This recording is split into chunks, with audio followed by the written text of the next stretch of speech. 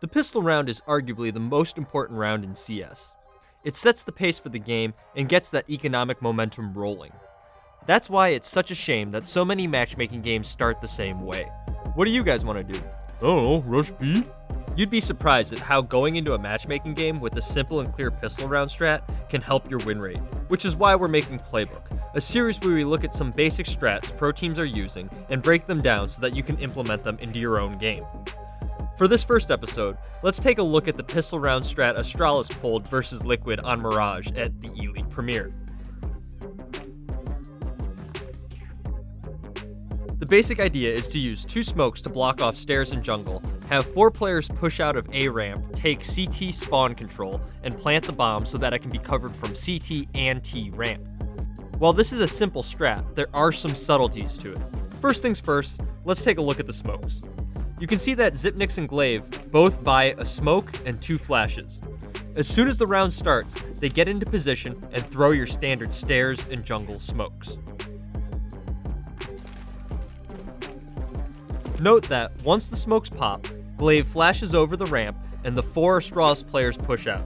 They carefully clear every corner, making sure not to expose themselves to a peek from Ticket Booth.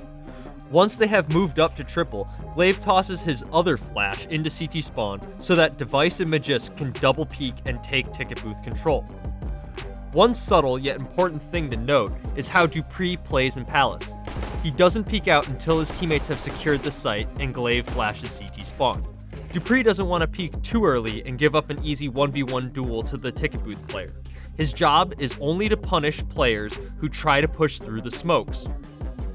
With the site completely under Astralis' control, Xyp9x plants the bomb so that it can be covered from both T-ramp and CT spawn. This gives you 2 easy angles where you can pick off the diffuser if the CTs manage to retake the site.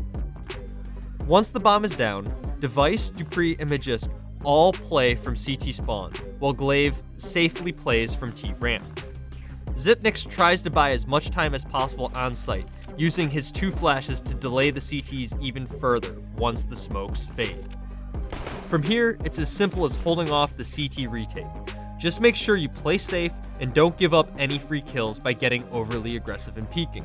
Just hold the angles and listen for the defuse. So to recap, the key points are: use 2 smokes to cover jungle and stairs. Coordinate your peeks with your team's flashbangs. The Palace player is only there to punish any CTs bold enough to push through the smokes. Push into CT spawn. Plant the bomb so that it can be covered from CT spawn and ramp. And then lastly, don't get too aggressive in the post plant. If you follow this simple playbook, you should be able to get your game started off on the right foot. Blitz has a new Fortnite channel with tips and tricks to help you crush mobiles and maybe even win. Watch our first video on third-person peeking at the link above.